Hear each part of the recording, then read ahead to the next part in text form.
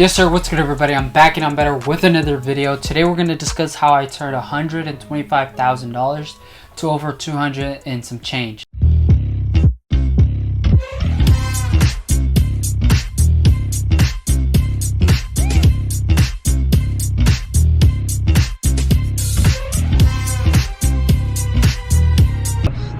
I lost $25,000. $25,000 by just being too greedy. Let me explain. But first, go ahead and go drop these off real quick.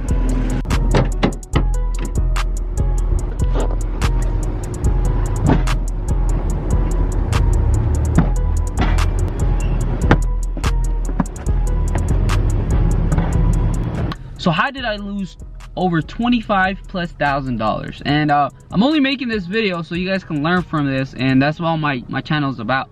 Plus, it's a good thumbnail, you feel me? It'll get some clicks. But I'm here to show you guys how I'm losing money, but I'm gonna double to triple that money that I lost real quick. All right, so we have to go back to May 2020. I usually went to a bunch of stores right after they opened. COVID was like, they didn't have that much restrictions on closing all the stores, so stores opened up.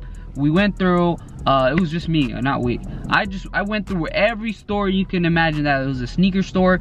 A lot of stuff was on clearance. I bought a bunch of it, resold it on apps, and we probably bought close to like $100,000 worth of shoes in just 1 month. And then the second month, 50,000, and then the next month it was close to 100. Now these are all clearance items, and I'm paying $50 to $60, not $200 plus per shoe. Okay, and so we're buying.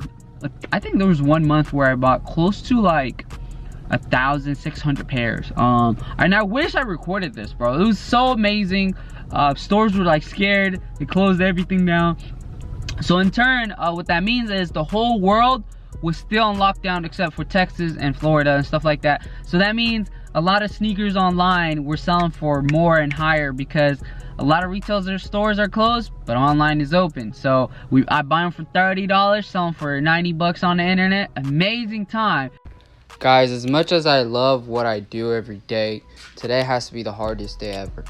The reason I say that is because I woke up at 10 o'clock, I went to all the stores and I bought these. Around 4 o'clock, it was nothing, so I went on OfferUp and bought all these junk shoes right here, those and those. And I was done picking up all the inventory around 10 p.m. But the job was not done. I had over 20 orders to ship out. And by the time I was done inputting all the new inventory and packaging and shipping all these orders, the sun's already out and it's already 8 a.m. bro. It's crazy. But don't worry guys, I'm gonna go brush my teeth, go to sleep. I work hard every day because I come from nothing. I'm trying to get to something and I'm trying to retire. And so a few months later, we had a different challenge, which is what are you gonna do with all this profit, and how are you gonna spread it out and stuff like that. And so I really thought long, hard, and you know me, I love mids, and I've been reselling mids to the Asian homies left and right before the pandemic. Let me just get that shit straight. So I was like, hey, I seen all these mids go up. Why don't I go all in into these mids? And that's what I did. I bought as many mids as I could from August until just March of 2021. We spent close to $100 and probably $150, but I only counted $107,000 into the Scout.io. After that I stopped counting because there was so much pairs, right?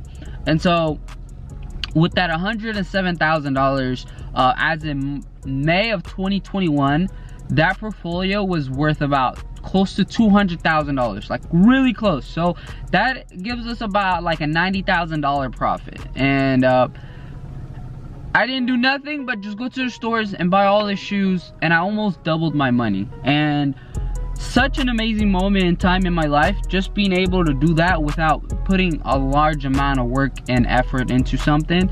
And it really opened up my minds to a lot of different things. But now let's come into reality, right? It's July of 2021, and within a month and a half, close to 2 months, my portfolio is now worth $174,000.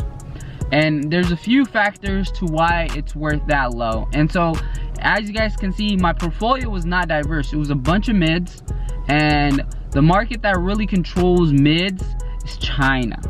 China. They control the mid market.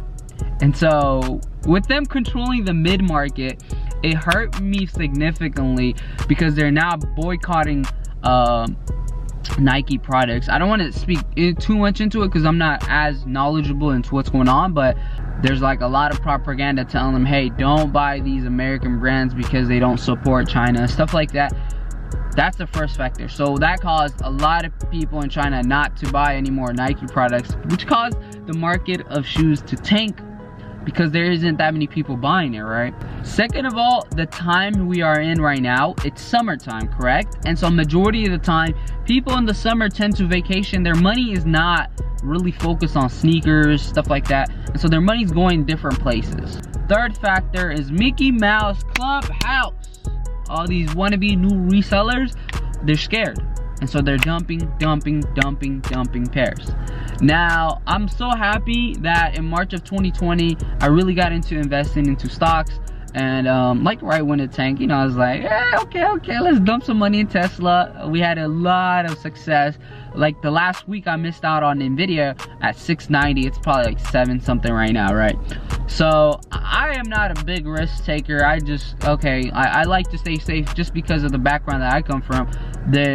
I really barely had anything, and I don't have anybody to lean on, you feel me? I gotta take care of myself and get myself on the bootstraps and do my thing. So with the stock market, I learned that, hey, my portfolio was up like 100+%, all right, 120, 140,000% 5-6 months ago, and now it's really tanking to like 90% up. And sometimes I'm holding stocks too long, and sometimes it's just you got to be patient with it, and the shit will rise. And so what I'm thinking with these mids is dump the good ones that have held their grounds for a little bit or that have peaked. And so my greediness is I did not sell shoes at peak prices. I just kept holding on and kept being greedy. And so next, the plan right now is, hey, when December comes, I'm gonna weed out everything and get rid of the stuff that has peaked and I don't think is gonna go higher. Get rid of that stuff first, right?